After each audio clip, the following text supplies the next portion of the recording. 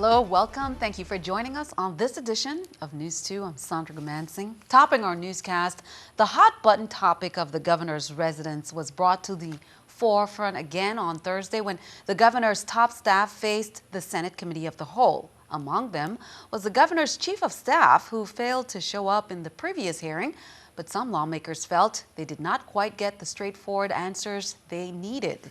News 2's April Knight has that story. Governor Mapp's Chief of Staff Randy Knight finally appeared before the full Senate on Thursday, but in spite of his most awaited appearance, there wasn't much new information on the subject of the governor's residence. After the governor left Villa Fratelli Cresta, which cost the government at least $12,500 a month for 5 months, the governor has been living in hotels on St. Thomas since June, the cost of which could go even higher than when he was living in the controversial luxury villa. Was it an ideal contract that I bought into? The answer is no. But that's what that type of residence demands. Is this what we want? Is this the type of chief executive we want to expend government money carelessly or recklessly to live like because you have rich, expensive taste? That's what it comes down to. I'm not going to go back and forth much. The WICO board has decided to pay for the governor's St. Thomas residence in lieu of the $700,000 pilot that the company owes the government every year. But even if WICO pays over the money, some lawmakers don't think it should all go toward the governor's residence. The soaring cost of the governor's residence, however, is not the only thing that troubles senators. The main cause of frustration for lawmakers was the lack of transparency on the part of Governor Mapp's administration when it came to the specifics on spending for his living quarters on St. Thomas. That's the problem that I have with this whole ordeal. Not you. I'm speaking from a public perception standpoint, that the lack of information up front forces us to have a hearing. According to Randy Knight, the government is currently in negotiations to rent another property for at least 1 year. They're expecting something out of those negotiations in 2 weeks. Reporting for News 2, I'm April Knight. In other news, Atlantic Telecommunication Network, or ATN, announced today that it has entered into an agreement to acquire all of the membership interests of Caribbean Assets Holdings, LLC, the holding company for the innovative group of companies from the National Rural Utilities Cooperative Finance Corporation, or CFC. ATN will purchase the innovative operations for a purchase price of approximately $145 million, subject to certain purchase price adjustments, with $85 million payable in cash. It also has the option to finance the remaining $60 million of the purchase price with a loan from an affiliate of CFC, the Rural Telephone Finance Cooperative. With the purchase, ATN's current operations in the Virgin Islands under the Choice name will be combined with Innovative to deliver residential and business subscribers a full range of telecommunications and media services. The company currently expects to complete the transaction in mid-2016. ATN is also acquiring Innovative's smaller cable TV operations in the British Virgin Islands and St. Martin as part of the transaction. Donald Cole of the PSC says a petition now has to be signed for transfer of control. Innovative is the parent company of CBS TV2. Count 2 to keep you updated. Local nonprofits and government agencies who serve victims of crime and violence have a chance to get help from the federal government in the form of grant monies. The Law Enforcement Planning Commission is urging eligible organizations and agencies to apply, and that deadline is fast approaching. News 2's April Knight has more. The Law Enforcement Planning Commission is making federal grant monies available, and if your organization is interested in applying, you have roughly 3 weeks. The LEPC has directed federal grant monies to local nonprofits, including the Family Resource Center on St. Thomas, which helps victims of abuse and crime, and the Women's Coalition on St. Croix. According to LEPC, the Victims of Crime Assistance, or VOCA funds, are available to eligible nonprofits or government agencies that help victims of crime recover from victimization. They are awarded to support programs that provide direct services to crime victims, which include crisis counseling, follow-up therapy, group treatment support, shelter and safe house services.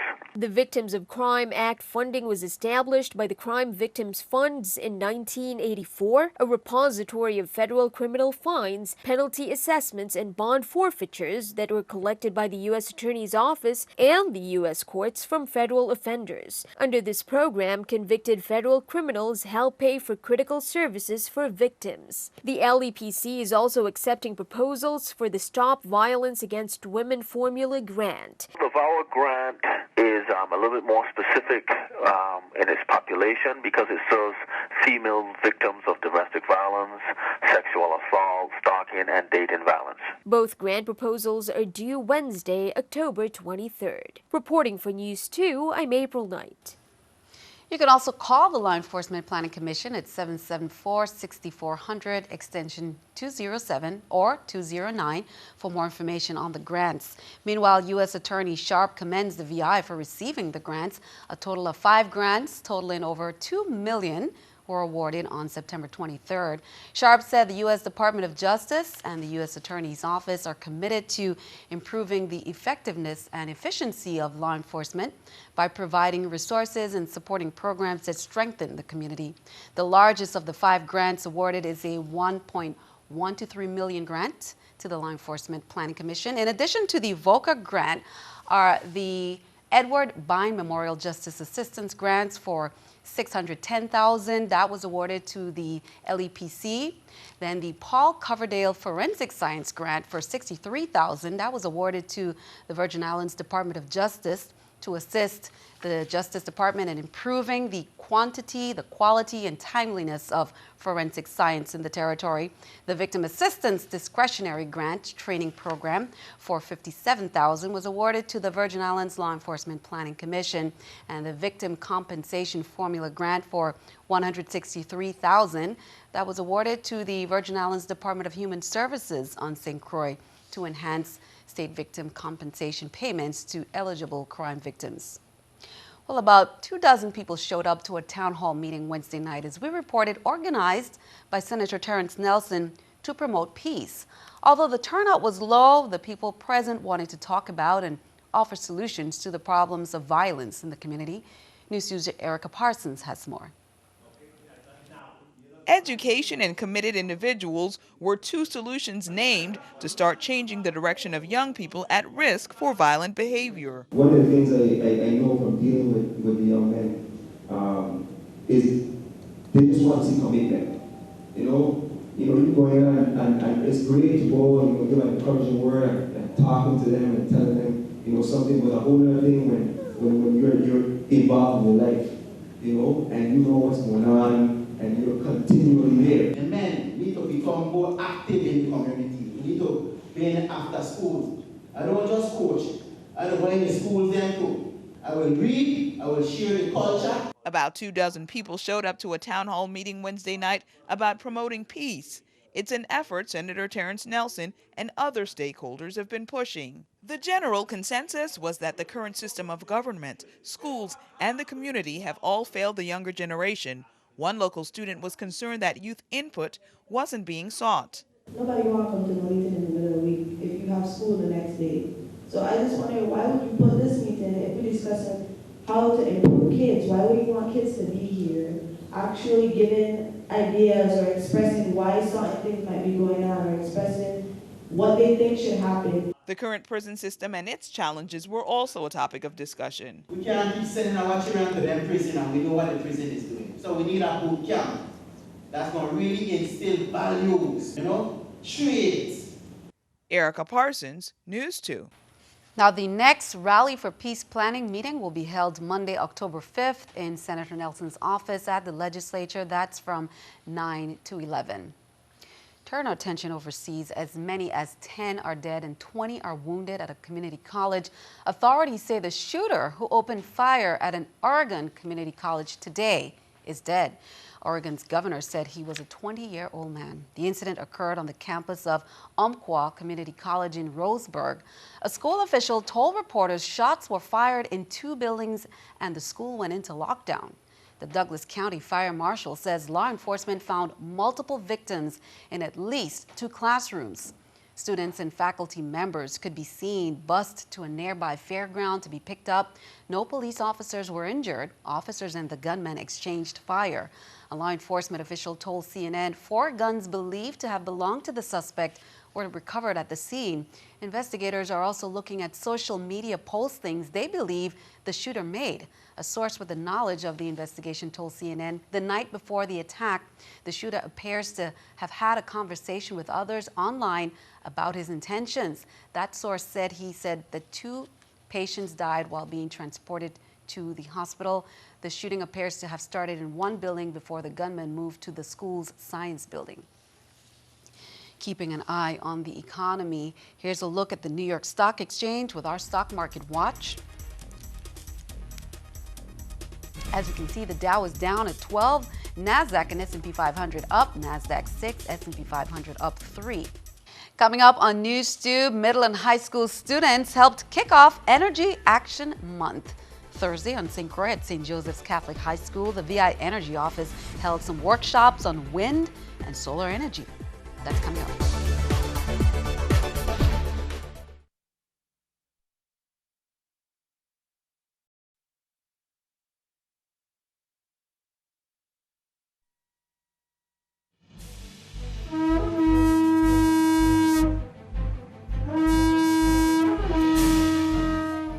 That was Senator Terrence Nelson blowing the conch shell earlier today at the Senate in recognition of the 1878 fire burn, as he always does annually. It is commemorated on the 1st of October. The historical 1878 fire burn of St. Croix saw residents burn down most of the island for better work conditions, a strong symbol of equal rights and justice for Virgin Islanders to this day. Downtown Revitalization, Inc. announces that the government of the VI has signed and secured a contract with Tip Top Construction to commence on the Main Street Enhancement Project. DRI is focused on the revitalization of our historic Charlotte Mali downtown for the benefit of residents and visitors. Scheduled for a May start, the project has been on hold due to litigation involving the process the past several years. DRI has worked in partnership with the Chamber of Commerce, VI Department of Public Works, the VI Water and Power Authority, and numerous public and private sector organizations to move the project. NEWS2 will share details on the start date, the completion date, and other details as it becomes available. Virgin Islands Congresswoman Stacey Plaskett introduced a resolution asking her colleagues in the U.S. House of Representatives to join her in petitioning the United States government to provide relief and assistance to Dominica after Tropical Storm Erica caused major damage to the Caribbean island in August. She said in meeting with the Prime Minister Skerritt in Dominica just days after the storm, and more recently with Dominica's ambassador Hubert Charles, it was expressed that the country's primary needs were for building material, heavy equipment, and for geotechnical support. To date, the U.S. Agency for International Aid has provided $50,000 for the local procurement of relief items. Alfredo Andrews Elementary School students should not attend classes tomorrow, Friday, October 2nd, as previously planned. The St. Croix Superintendent of Schools was expecting classes to convene as usual on Friday after classes were dismissed at the school earlier today, Thursday, because of a broken overhead water line that affected 2 major storage areas at the school. The entire water system at the school was shut down to facilitate repair, while maintenance crews are expected to work tirelessly overnight to correct the problem. They have reported to the superintendent that the pipe fittings will need additional time to fully seal and avoid any leakage. As a safety measure for the entire school population, the superintendent has found it necessary to cancel classes again for Friday, October 2nd at the Alfredo Andrews School. The St. Croix superintendent regrets the inconvenience of the closing to students, parents, and faculty, as well as staff at the school. And again, school was dismissed earlier this morning as the superintendent of school, Colleen Williams, announced that classes were immediately dismissed.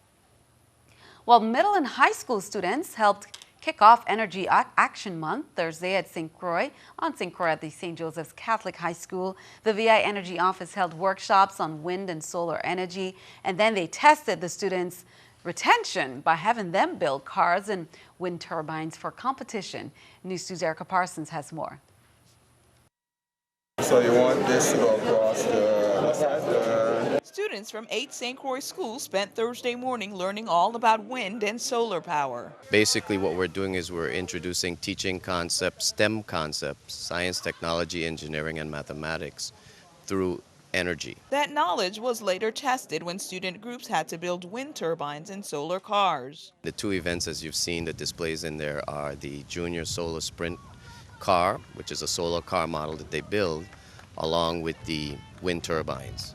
So those are two components that we chose for the students to get them engaged in science, technology, engineering, and math. It's all part of Energy Action Month that began October 1st. Students from different schools had to work together to build the most efficient wind turbine that was tested in a wind tunnel. 3, 2, 1.